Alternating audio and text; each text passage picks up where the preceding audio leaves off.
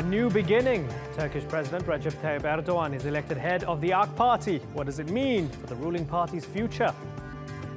I'm Imran Garta, and today's newsmaker is President Erdogan. In Turkey, the ruling AK Party has re-elected President Recep Tayyip Erdogan in an extraordinary congress held in Ankara on Sunday. The vote was nearly unanimous and came soon after a referendum in April that changed the country's constitution. Among the main points, the president can now also be the head of a political party, the first time since modern Turkey's founding father Mustafa Kemal Atatürk was head of state. The changes mean Erdogan is back at the helm of the party that he helped found in 2001, but had to quit after his election as president 3 years ago. Will this party makeover help make the job of tackling the many challenges confronting the nation harder or easier for the president? We begin with this report from Sandra Gatman.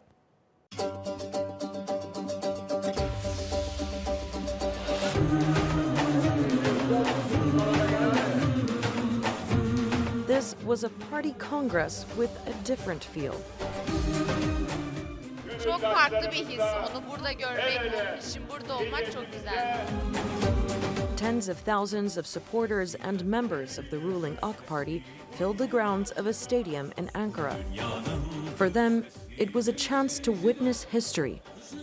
The return of Recep Tayyip Erdogan to the party he founded as its new chairman and president of the nation.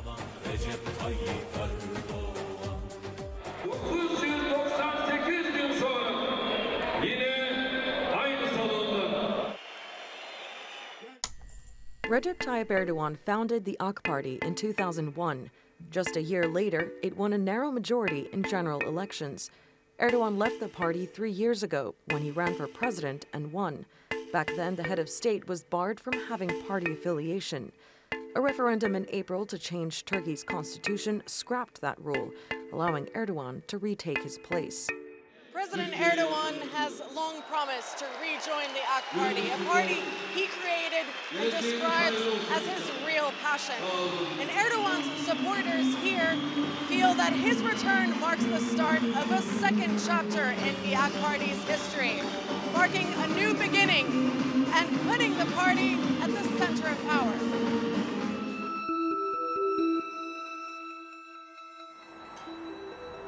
For Turkey's main opposition party, a partisan president is one of many constitutional changes they see as illegitimate.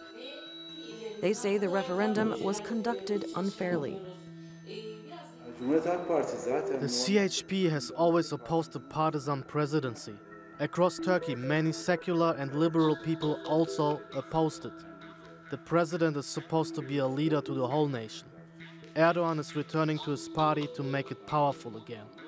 His dream is to carry out 2 more terms as president and eliminate opposition within his party. The AK Party is already gearing up for new elections in 2019. With Erdogan back at the helm, the party is streamlining its entire structure, bringing in new, younger faces. But the AKP's spokesman says victory is not a given. The opposition says he will stay until 2029. I say there is at least 2 more elections during this period. I mean, where do you know that he will be elected by people? Go and compete. With the new presidential system, even the AK Party faces a tough political road ahead. From now on, AKP has to work harder because the party has to get more than 50% of votes to have a majority. AKP cannot achieve this with the number of votes it has obtained in the past because AKP have never won 50% of seats in parliament. This is part of the reforms being made to the democratic system in Turkey, that a party can only come to power with more than 50% of the vote. But for the AKP faithful, Erdogan's return has inspired hope. A familiar face, promising to bring new changes to Turkey. Sandra Gatman, The Newsmakers, Ankara. Well, joining me now is Egemen Baş. He's a former member of the Turkish parliament and a former minister for EU affairs. Also with us is Onur Erim. He's the chief advisor to the mayor of Ankara. Gentlemen, thank you very much for joining us. Thank you for having us. Let me begin with you. There was always a connection. Now it's made formal again. Was this necessary right now? It was, because the new system is going to ensure stability within the government, and the political party wants to ensure that stability is reflected to the grassroots of the party base as well. I think that is going to give a new motivation to the AK Party membership. AK Party is probably one of the largest NGOs of the world, with more than 7 million members right now. And that's going to motivate them to work harder, to motivate more people to vote for AK Party. And it was previously said, now we need to ensure that we receive more than half of all of the votes of the country. Right. So we have to extend to new ideas, and we have to be embracing to all the groups. From now on, the party has to be a center party, no longer a center right or center left or conservative or liberal, but it has to ensure that it can attract the support and vote of the mainstream and the highest percentage of the community. Interesting point. Onur Erim, was the referendum result a wake-up call for the AK Party, given that 49% of the Turkish voters said we're not so sure about these changes? They said no. Was it a wake-up call for everybody involved, so that they knew we have to work hard for votes, especially in 2019? I think it was a wake-up call for everybody. Didn't matter which side of the spectrum you're on. It was a wake-up call for AK Party. It was a wake-up call for CHP and everybody else along those lines. Now people are actually understanding what it means to do politics in Turkey and how to gain power in Turkey. You have to gain 50% plus one vote to be able to rule in Turkey. And I think everybody's starting to grasp this idea as the days pass by. Has the opposition, Egemen Baş, made any reasonable arguments in criticizing President Erdogan, becoming the chair of the AK Party again? Because taken as a whole, you put these things together and they say, you see, it's a slippery slope. We have a presidential system. Now he becomes the head of the party again. This is not a man ruling for all of Turkey, but he's ruling for his camp. They actually cannot make that criticism because they did the same thing in the past. The founding father of CHP was the founding father of the Republic. Mustafa Kemal Atatürk was the president of the country, and he was also head of CHP. Following him was İsmet İnönü, who was also head of CHP and head of the presidency at the same time. So this was a trend. Now we changed through the years into a parliamentary system, but as of last April, people decided that they don't want coalitions anymore, and they want to ensure stability by having a presidential system. And naturally, today, the president of the United States happens to be a Republican. Right. The president of France happens to be the leader of a newly found political wave. President of other countries have political connections. In the past, however, we would claim that once you're elected president, you just erase your political memory and you become an independent and you are above all parties. But that doesn't make sense. I mean, everyone knew that Gül's heart and mind was with AK Party, right. Demirel's heart and mind was with True Path Party, and Özal's heart and mind was with the Motherland Party. Right. You cannot anticipate people to be independent all of a sudden overnight. And Erdogan, as you said, was the natural leader of AK Party. He was the founding leader of AK Party, and today he is the chairman and the founder of AK Party. At the same time, he's the president of the country. Yeah, and fair point. I mean, in the build-up to the US election, we saw President Barack Obama go up, endorse Hillary Clinton, say the Republican candidate was not fit for office. He did everything except carry his Democrat card, right? So in practice, this is happening elsewhere. Again, it goes back to Onur Erim.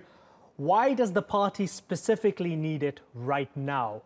Is it a suggestion maybe that the party has been in trouble? Maybe the party has been weakening. That's why they need the momentum of President Erdogan and the symbolism and the charisma that he brings in order to revive the party. Is that a fair argument? Sure. You could definitely see in people's eyes yesterday at the General Assembly, right before and during the chairmanship vote, that people have been missing Erdogan including the prime minister, which was the one right now, the previous chairman, they will all have been missing Erdogan so much. Everybody sees Erdogan within the AK Party as their natural leader and as their leader that should be. Also, if you go back to the arguments of the new system that we're going to start implementing, I think this is something that we cannot escape from. And I make the same argument about the CHP as the leading minority party in Turkey, that their chairman will also have to run for the presidency. So when you look at the presidential system and its implementation in Turkey, this is a born cause that nobody will be able to evade. If you want to run for the presidency, you will have to be the chairman of the party. You will have to be the ruler of the party, period. Mr. Bayish, I want to go back to something that you said, going from center-right to centrist party. That's interesting that you mentioned that. So there are multiple challenges, economic challenges in the country right now. PKK, unfortunately, the PKK and the government are fighting right now. There was a peace process, no longer happening. You have FETÖ, the Gulenist movement that tried a coup. You have Daesh attacks. You have all these multiple challenges. How does this government change policy internally and externally when there are so many threats? How does it become a centrist party? Well, Erdogan actually gave signals of how he is going to change the policy during his speech at the party convention. He said he's going to emphasize on 3 issues. One is the fight against terrorism. He is considering making the peace process directly with the people, with the Kurdish people, with the Turkish people, with the Alawites, with the Sunnis, with the different ethnic and religiously connected or valued individuals, but directly with the people. Second priority, he said, is economy. He wants to enrich the economy, he wants to expand our exports, and he wants to increase per capita income. And thirdly, he said he's going to focus on foreign policy. He knows that, especially during Davutoğlu's time, we made some wrong choices, and he wants to correct those choices, and he wants to increase Turkey's relations with countries like China, India, Russia, but at the same time embrace and strengthen the current strong relations with Europe and the United States as well. And Turkey is going to shine once again as the most eastern part of the West and the most western part of the East. But can you have all of that at the same time? Because we saw moving towards the Russians and the Chinese and so on meant fighting with the Europeans sometimes. The words were really tough. Being disappointed Actually, in the US. The fight with Europeans had nothing to do with getting closer to China or Russia. But it was happening at the same time. It was because of the neglect and ignorant attitudes of European Union in the negotiation process. I mean, I was in charge of the negotiations for more than 5 years, so I know for a fact that there is no logic the way Turkey is treated. When you go to the Turkish-Romanian border or Turkish-Bulgarian border or Turkish-Greek border, you realize Turkey is much more European than those countries, but they became members of the EU, and Turkey is criticized for not being able to pass the threshold to join that club. That shows that there's discrimination. In the process, the peace process, he is trying to make sure that every single citizen of this country, no matter what their ethnicity or religious background is, feels an equal shareholder of this country. So you said, can this happen all at once? He has done it in the past. Look at his track record. What he has done between 2002 and 2009 was, I think, a superb success, achievement, and he's just going to duplicate his own policies but you can't, and embrace everyone at the same time. Can you really do that? Can you go back to old policies to fix the situation? Not necessarily old policies, but the old realities of Turkey. And he's going to make sure, I mean, at that time, we had good relations with all of our neighbors, and we could sell to all of our neighbors and all the international community. And once you start having problems with your neighboring countries like Russia, Syria, Iraq, Iran, Georgia, Is that Greece, what Davutoğlu's mistake was? I think, yeah, Davutoğlu had a doctrine which he wanted to prove his thesis of his book. It just didn't go well in real life. In real life, it's a different policy. And now I think Turkey is coming to a new understanding. And both the Prime Minister's slogan when he was first chosen the prime minister was we are going to maximize Turkey's friends and minimize Turkey's enemies. And that's what the new government has been trying to do. That's what Minister Çavuşoğlu is trying to do. And Thursday, our president and new elected chairman of our party is going to be in Brussels talking to his European counterparts. He said yesterday his priority is to continue the talks with Europe, but only if Europe decides to show respect to Turkey's realities on equal terms. Onur Erim, I first came to Turkey in 2001, and at that time the vision of, as it went on to 2002 and so on, the vision of this party was of a kind of underdog that was restoring a sense of dignity to people who felt humiliated for so many years, people who were given a voice. I saw some parallels with that over the weekend, almost like people were trying to restore that sense of being the underdog and restoring dignity to people. Is that where the party is going now? There was a study, I think, published about a week or 10 days ago that since the inception, since 2002, every 4 out of 5 people in Turkey has voted for Erdogan.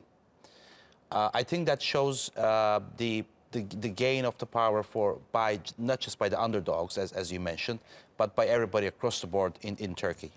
I think what President Erdogan has underlined in during his speech right before his vote for the chairmanship was that he's again is going to hug everybody, as we say in Turkish, across the board, from east to west, from north to south, regardless of their background, whatever it may be, whether ethnically or religiously.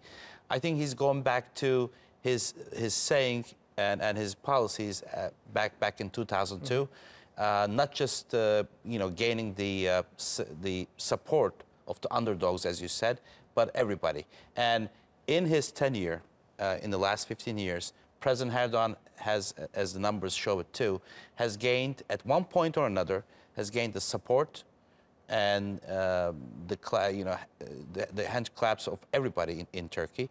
And I think he's going back to that. I think the newly elected party ruling body has also shown signs of many of the things that he has talked about, especially with the youth being more involved in politics. Yeah, I see 21-year-olds also, there's a college student as well. The transformation that he made, he changed about 40% of the body, the ruling body of the party. And I think we may also see some changes in the cabinet in the days coming up. So we'll see. Also, the executive body of the party is going to change. So we'll see. He's showing very good signs of actually implementing what he has been preaching for the last couple of months. Very briefly, Egemen Baş, final question for you. If you were the opposition, would you be thinking of maybe looking for a dynamic, charismatic leader now, given the force of nature that President Erdogan is as president under this presidential system, as head of the party, 2 years until another election? Would you be looking for a charismatic leader? Thank God I'm not in the opposition, because it would be very difficult to compete against Erdogan. But if I were in their shoes, I would first try to understand the expectations and the vision of the people of Turkey. Yeah. The main problem of Turkey's opposition is they are very much disconnected from the ordinary citizens of the country. They have to understand the values, the expectations, and the vision of the society, and then find the right candidates who could address those expectations and that vision. The main opposition party and the other opposition parties are very much disconnected from the values of the society. Okay, well, they've got 2 years. Let's see how they'll do. Gentlemen, it's been fascinating talking to both of you, Egemen Baş and Onur Erim. Thank you very much for joining us. Thank you for having us. Thank you.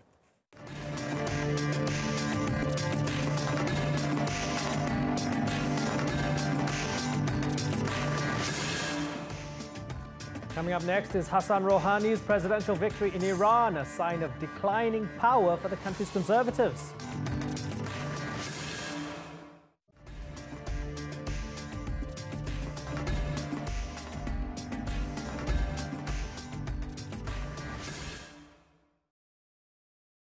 Welcome back to the Newsmakers. President Hassan Rouhani has been re-elected as the president of the Islamic Republic of Iran. He swept aside his main rival, Ibrahim Raisi, who was backed by the country's powerful conservatives. His huge victory margin has led to celebrations across the country and also resulted in rising expectations that he could now speed up his agenda of economic and political liberalization. Randolph Nogel has more.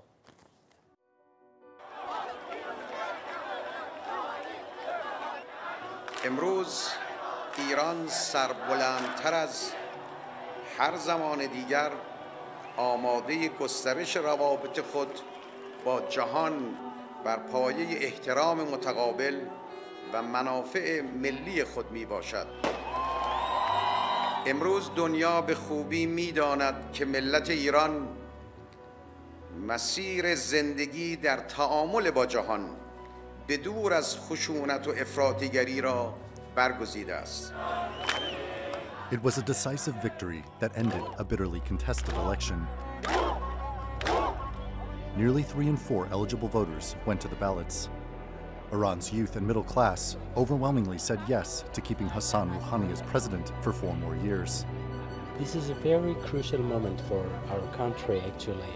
We would like to make connection with an international community. که تحریم‌های هسته و بعدش بقیه تحریم‌ها رو هم برداره. انتظار دارم بیکارایی که الان هستن همشون کار داشته باشن اینا. Rouhani's competition tapered down to one man in the final days before the vote. Ibrahim Raisi, a conservative cleric and custodian of the wealthiest charity in the Muslim world, in charge of Iran's holiest shrine. Supreme Leader Ayatollah Ali Khamenei appointed Raisi to that powerful position.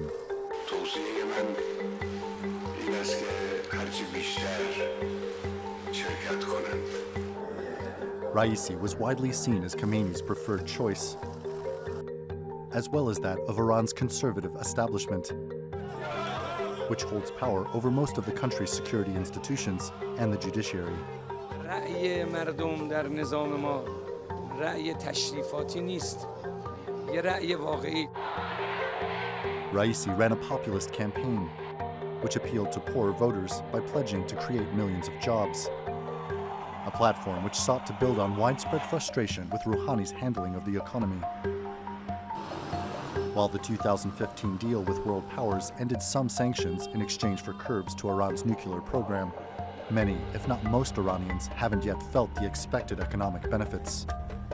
Iran's reintegration into the global economy is only partially fulfilled. Rouhani's main challenge will be to translate that into tangible results for Iranians, especially for the country's youth, who face more than double the national unemployment rate at around 30%. And while the supreme leader wields ultimate power in the Islamic Republic, Rouhani's re-election is perhaps an indication of a growing challenge to the institutions which have kept systemic reform at bay. Randolph Nogel, The Newsmakers. Well, to discuss this, I'm joined by Burzu Dargahi. He's a Middle East correspondent for BuzzFeed News. From Dubai, Camelia Intikhabi Fard. She's a journalist, author, and expert in Middle Eastern and Iranian affairs. And from Leicester in the UK, Shabir Hassan Ali. He's a political analyst and supporter of Ibrahim Raisi. Thanks all of you for joining us. Burzu, let me start with you. So, is this where the trajectory is going now? Reform. Yes, there's still Vilayat Faqih, and it's a system that's not like a Swedish democracy, but is Iran going in a kind of reformist direction? It does seem that way. It does seem like every time there's very high turnout in an Iranian election and the choice is between a moderate or a reformist and a conservative, Iranians overwhelmingly go for the moderate or the reformist. The candidate like Rouhani, who campaigns on an anti-establishment platform, and this time he really pushed the boundaries in terms of the rhetoric that he used, in terms of the issues that he touched upon, the issues that his surrogates touched upon. That candidate always seems to win when there's decent turnout. Another very important issue is that hardliners and conservatives controlled everything from 2005 and to 2013. And they messed up the economy. They turned Iran into an international pariah. They alienated many of the country's minorities, including Kurds and Sunni and Baluchi minorities. Civil wars started springing up at the periphery of the country. And people in general are sick of that and are very disillusioned with the hardliners' handling of the country. Okay, so Shabir, Judge Ibrahim Raisi only received 38.5% of the vote. Why was it such a lousy attempt at becoming president? Why did he fail so badly?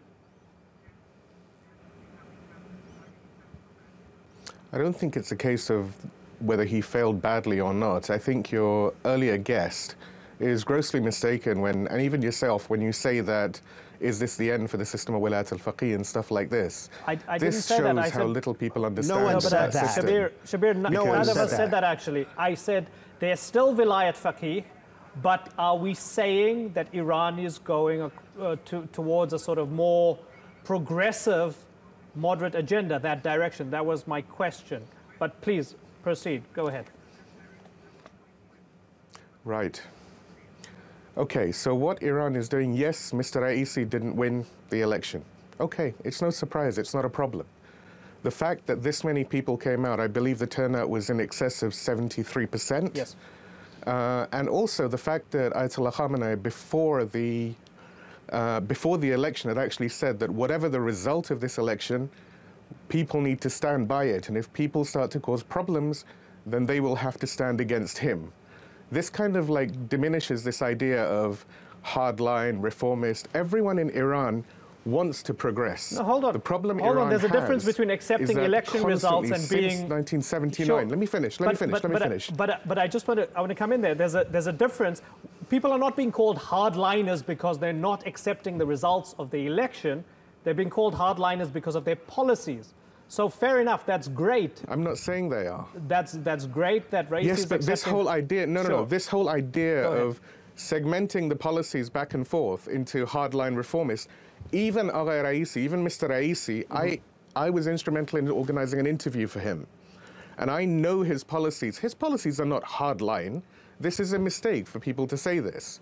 People just assume that if someone has been nominated to the custodianship of Mashhad, or someone who is, perceived as being closer to the poor people, this person is immediately hardline. This is not the case. Okay, fair enough. What Mr. Raisi was saying very, very clearly is actually very similar to what Mr. Rouhani is saying. Okay, look, we want to have good relations with everyone. Okay. Except for Israel. Except for Israel, we want good relations with everyone. But when Iran sits down and signs JCPOA, and the day after America turns around and imposes a set of new sanctions on Iran, what do you want Iran to do? Okay, that's good. And we're going to bring in the Americans in a few minutes. Sure. What do you want them to do? Okay, good points. Let me ask Camelia. Camelia, is Shabir right in saying that people misread Raisi and misread the whole kind of hardline versus moderate framing of all of this? What do you think, Camelia? Not really. I'm assuming, I'm examining what had happened in Iran and not saying the supreme leader has been directly behind of Mr. Raisi. Actually having the Revolutionary Guards and that sort of the hardliners supporting Mr. Raisi makes the public so much disappointed of him running. Plus not having any experiences in the office, just running a sort of a charity in the city of Mashhad. He haven't had any experiences he can be offered to the people as a good record. I think you'll find Mashhad is a bit more than a charity, my dear. It is a charity. It's a big charity, and I think Mashhad is a bit more than a charity. I'm assuming still they haven't had any kind of the experiences in the office. Give Camelia just a moment. If you excuse. Yes, can I please finish my word? Yes. And also having the fears, how Mr. Raisi being the president may support the Revolutionary Guards agenda, interfering in the region.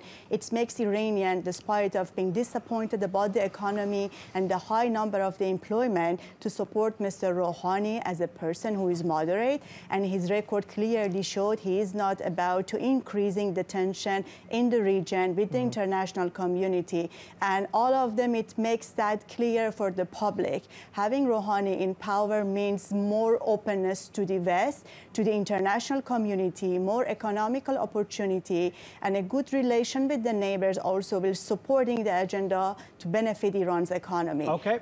I believe Iranian actually smartly makes the clear choices and they like to have more open with the world rather than isolation. Okay, I'm going to bring in Burzu here. I mean, to Shabir's credit, one of the points he made quite subtly, and I guess it's worth spelling out here, is that from the outside there were a lot of people, particularly in the West, saying, oh, this is a sham election. I mean, even, Eli Lake wrote, Iranians re-elect a fake reformer in a fake election, right? He's a fake journalist. Right, so you have that sort of perception. And they say, well, the real power is with Khamenei, he's a dictator. Well, he sucks as a dictator if the guy he wanted to be president didn't get he's the ultimate elected, right? Arbiter. Right. He's the ultimate sort of decision maker right, when he'd be a really system. He'd be a really bad dictator if the guy he chose didn't make it, right? So isn't this credit to the system that it's more democratic than people give it credit for? He's not the ultimate decision maker. This is a misconception. I'm afraid that you're very wrong in your understanding. He's the ultimate decision maker. He's the supreme leader. His title is supreme leader. Correct something over here. No, I need to come in and I need to correct something. No, you need to understand one very important thing about the position of the supreme leader. The duration, the term of the supreme leader is infinitesimal. It's tiny. At any time, he can be deposed if he works against Iran and against the revolution.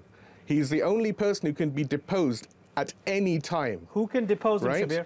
He does not sit down and say that I support the Guardian Council, the Assembly of Experts. Actually, they're appointed by the people. If you actually understood the Iranian system, the Guardian Council, the Assembly of Experts, the Expediency Council are nominated collectively who vets by the people. All those people? Who vets? Who allows who to run in elections, sir? The Constitution. The Constitution. Habibi, listen. The Guardian Council is the ultimate arbiter, right? and that is under the control of the supreme leader. He was asking me a question, actually. Shabir, come in. It is not under the control. The Guardian Council, the whole point of the Guardian Council is to supervise the leader. This it is not something that says, you guys just can continue on and on. You have no idea what you're talking about. But is that important to say that has been supported by the Constitution or not? Let me just finish what I'm saying, and then maybe you can... Okay, 15 seconds, please, Shabir. Finish your point, and then I'll go to the other two. All I'm saying is that the leader doesn't impose the government. The people, we saw 73+% of the people of Iran elected someone who everyone says is against the supreme leader.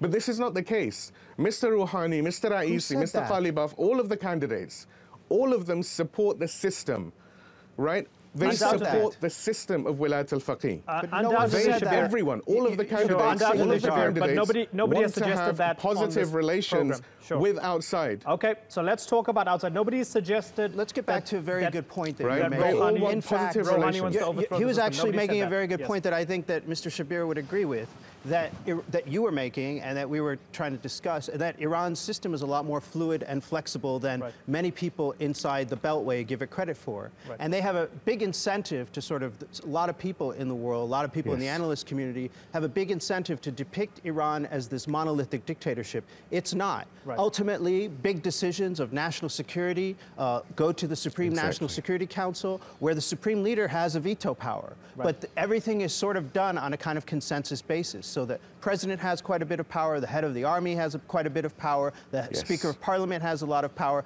It's a very hybrid system that has elements of a theocratic dictatorship as well as a republican democracy. And I know Shabir's going to disagree with that, but hold on, Shabir, before you come in. I want to bring in a tweet from Foreign Minister Javad Zarif, because what was really interesting is he was responding to the president of the US going to Saudi Arabia. He said, Iran, fresh from real elections, attacked by POTUS in that bastion of democracy and moderation. He's talking about Saudi. Foreign policy or simply milking KSA of $480 billion? Camelia, I want to ask you, because Trump had time, he had, I guess, less than 48 hours to change his speech if he wanted to after the Iranian election. The US has doubled down in their support for Saudi and the Gulf states and their allies, and they still consider Iran the biggest threat in the region. Does Javad Zarif have a point? It is. Yes, actually, Iran is a threat for the region. I believe the regional countries, the Arab countries, are so fed up with Iran interferences about the Revolutionary Guards present in Syria, in Iraq, and fed up with seeing Iranian missiles has been hitting the Saudi ground all of those has been combined such atmosphere to be so fed up. And I believe that has been addressed by President Trump quite well. And also, despite I am not supporting any war at this region, I am saying that the threat has been imposed Iran should be taken serious, not because of the number of the missile and the amount of the weapons has been sold to the Saudi Arabia, because of the defense and the security agreement between Saudi and the United States, which it makes Iran so vulnerable if it wants to continue to those regional interferences. Camilla, let's think about this for a second. Just very briefly. Let's think about this for a second. In Saudi Arabia, people are still executed for witchcraft and sorcery, right? And you have the US president there and Rex Tillerson talking about human rights in Iran. Don't you see the cognitive dissonance there, Camilla? There's a couple of important things, though. One is that this deal started, this deal got underway. We are not talking about we are not talking about a perfect human rights record in Saudi Arabia. We are not talking about a perfect human rights in Saudi Arabia. We are talking about a crisis in the region which has been affected the daily life of everyone and everywhere, from the United States down to everywhere at this region. We are talking about what it has been made Iran so vulnerable to be called as a terrorist nation, which is Saudi shameful. Arabia has and I believe Mr. Rouhani has been promised frequently to make that up with the region, to make the good relation with the neighbors. And at this time, the word has been matched. The word has been matched the act for Iran. And I saw today at President Rouhani's press conference, he has a very good tone. He said they are waiting to see what kind of policy the United States will be pursuing in the region, and based on that, they can follow up. I'm seeing that very much promising. Mr. Rouhani needs to address this issue with the Revolutionary Guards and make Iran Foreign Ministry actively pursue a policy like they made them to nuclear deal, workable now with the regional talks. Okay, cool. At this point, let me ask we could say yes, the changes has been hit Iran. Okay, let me ask Burzo then. It goes back to the beginning here. Does Rouhani even have control over foreign policy? I think he does have quite a bit of influence over foreign policy, especially if you look at the nuclear deal in the past few years. Javad Zarif, his very popular foreign minister, many of the young, good-looking people who go out into the streets wearing green scarves and denoting their rebellion towards the regime are also big fans of this guy, Javad Zarif, who's a very tried and true supporter of the system. So I think he does have some influence. What he doesn't have a lot of influence on is near foreign policy. The areas around Iran's borders are very much under the influence of the Revolutionary Guard. The Revolutionary Guard and I've experienced this firsthand, traveling across back and forth Iran's borders. It's the Revolutionary Guard that controls policy in the near abroad, Iraq, Afghanistan, the Gulf, etc., even the Caucasus to some extent. And the foreign ministry has less and less. The foreign ministry has more and more of a role the more you get further from Iran. Okay, so Shabir, could there be some soul searching maybe for the Iranians, that they are those? Forget the fact that Trump goes to Saudi Arabia and they've sold hundreds of billions of dollars worth of weapons to them. But Iran supports Assad, for example. Assad kills hundreds of thousands of people. Can Iran do better on foreign policy? Is this an opportunity to maybe take stock?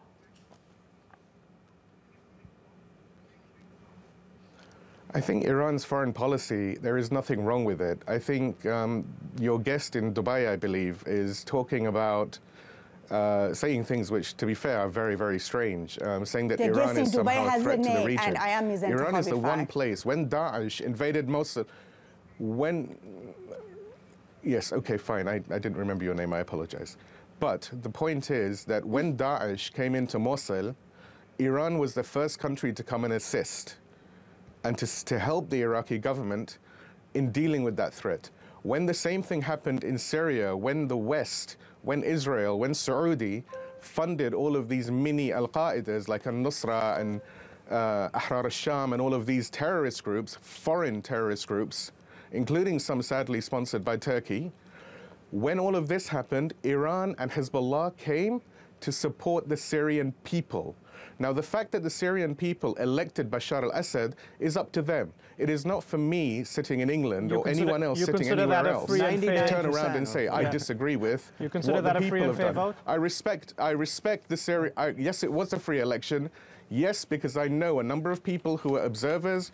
I've spoken to a number of senators who actually went there and have spoken to people there.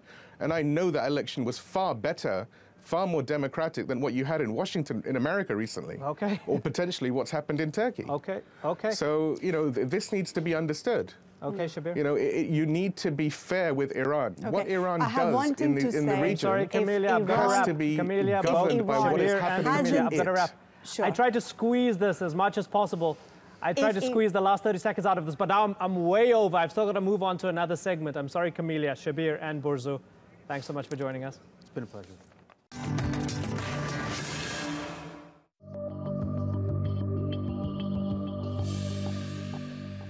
Iran has conducted cyber attacks against the United States and our Gulf partners. Iran has been behind terrorist attacks throughout the rest of the world, including a plot to kill Adel al-Jubeir, who was then the Saudi ambassador to the United States. Whether it be assassination attempts, support of weapons of mass destruction, deploying destabilizing militias, Iran spends its treasure and time disrupting peace.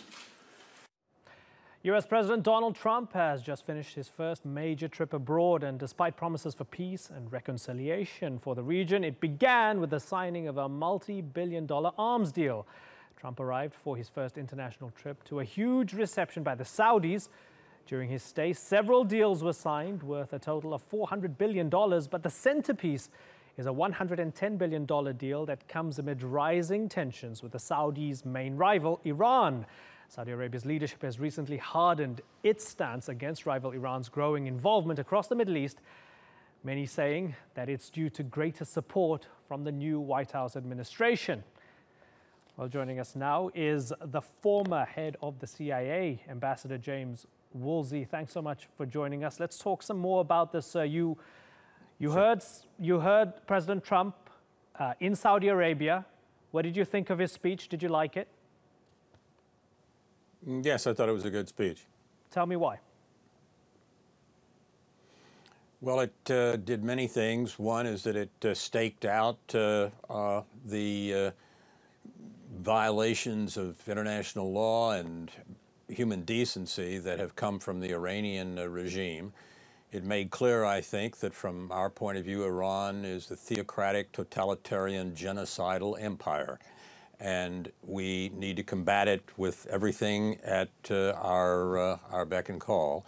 I think we have some 50 Muslim predominant states now who are willing to work with us on that. And I don't speak at all ill of the fine Iranian people. It's their terrible government that we have to do something about. Do you not find it ironic in any way, shape or form that the Iranians come off the back of an election with more than 73% turnout where they vote for a reformist candidate, yet President Trump is in Saudi Arabia where, as was mentioned earlier, people are still executed for witchcraft and sorcery in this day and age, talking about human rights violations in Iran. Doesn't that sound a little bit odd? What's the word in Farsi, something like tahiyya, lying to infidels? Arabic, I think tahiyya. this whole Iranian, okay, thank you. I think this whole thing about Iranian reformers is nonsense. So are those people I duped? don't trust a word that they are saying, and I trust absolutely nothing that they are doing. And I don't believe that anything is more emblematic of the way they deal with popular views than the massacres that they undertook in '09, which our President Obama sadly did not intervene in. He should have intervened to help the students who were getting massacred by the Guard. Yeah, but undoubtedly you still had many people from the Green Movement that stood up against President Ahmadinejad back in 2009, who decided this time around that they trust the system enough, or they trust incremental change enough to want to be a part of the process to vote for someone who can turn the dial. Don't you at least want to give them some credit for that? I think it's ridiculous to believe that there was any element of freedom at all in this Iranian election or in anything done by the government of Iran. You've told me before that Iran is worse and more dangerous than ISIS. Do you still believe that? Yes, because it's a theocratic, totalitarian, genocidal empire. And ISIS is much smaller and ambitious. Yes, it wants a caliphate.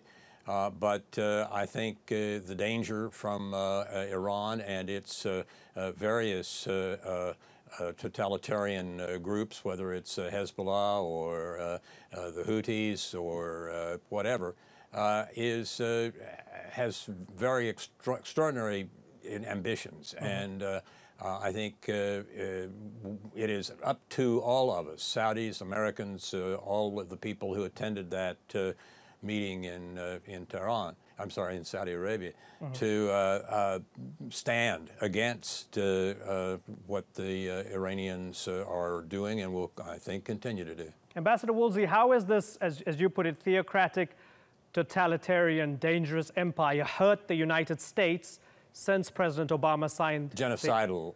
I'll add that to it. How has it hurt? How has it hurt the United States since President Obama has signed? Death to America and death to Israel. Sure. No, and that's been something that's been going on for 40 years. How has this genocidal, totalitarian, theocratic, evil empire hurt the United States since the former U.S. president decided to try to compromise with them?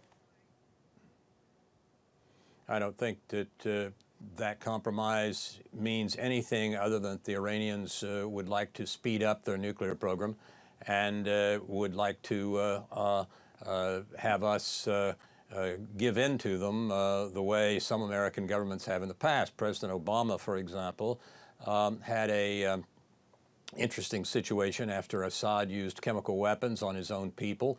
President Obama said, you do that again and you cross the red line, don't do it. Then Assad did it. And President Obama lateraled the whole problem off to the Russians. I don't think you can do worse than that as an American president. And that seems to be the way that the Obama administration was headed for its 8 years.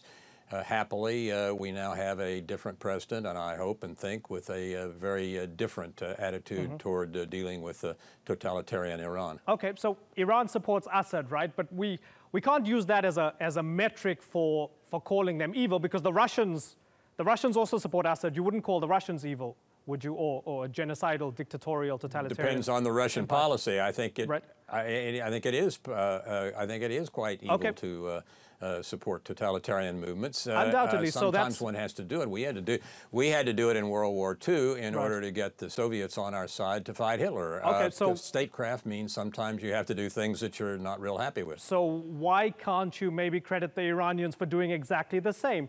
They feel they have to side with a bad guy, but he's their bad guy, just like the U.S. has had to side with some unpalatable characters in the past. I think there's no chance.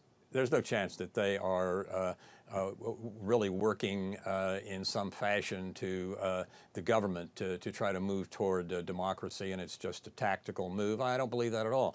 I think the Iranian governmental structure is fundamentally evil. I think that's what President Trump was, one of the main things he was talking about, and I think he's right. How do you change its government structure other than some sort of revolution or foreign interference and intervention? I think we defeat, with the help of those 50 states, pretty much anything that the Iranian government tries to do to enhance its power and pursue terrorism. It's the leading terrorist state in the world. There's no real argument about that. And it supports terrorism all the time. We have to kill the terrorists. We have to defeat them. We have to help our friends, those 50 states, defeat them as well, and we all have to work hard at it together. Is there anything democratic about Saudi Arabia? Not in terms of governmental structure, but there is some element of reform, I think, moving. with Prince bin Salman, and it's may be interesting to see the level of development over the course of the next several years. I was on business for the U.S. Navy in Iran in 1978, about a year before the Shah was overthrown and the Great Mosque in Mecca was seized. And it was very much like, it wasn't a democracy, but it was very much like visiting Jordan. It was far from being the totalitarian country that it became in 1979. And I think the Iranian people deserve to have a decent government and a decent state. I think we ought to do what we can to help them. I think we ought to work with those 50 Muslim countries to try to help that happen. And we ought not to give in to a single thing that the Iranians push or want. Ambassador Woolsey, I have the deepest respect for you, but I want to clarify something here. You're saying that, in your opinion, the Saudis are reforming, but the Iranians are not. Can you honestly tell me that that's happening? Saudi Arabia is reforming and Iran is not. I think Saudi Arabia is just starting to reform, but you'll see some important reforms over the course of the next 2 or 3 years. And I don't believe a single thing that comes out of the mouths of the governors of Iran. I don't think they're reforming at all. I think this is all a total fraud. Ambassador Woolsey, you were at the table with President Trump and the administration in the early days, but you're not anymore. Do you still trust his foreign policy vision? I have a higher regard for it after that speech than I did before. I had some questions and issues before, but I had an open mind, and this speech helps me, I think, understand where he would like to go, how he would like to help lead resistance to Iran throughout the Middle East. Ambassador James Woolsey, former head of the CIA. It's always a pleasure talking to you. Thank you very much.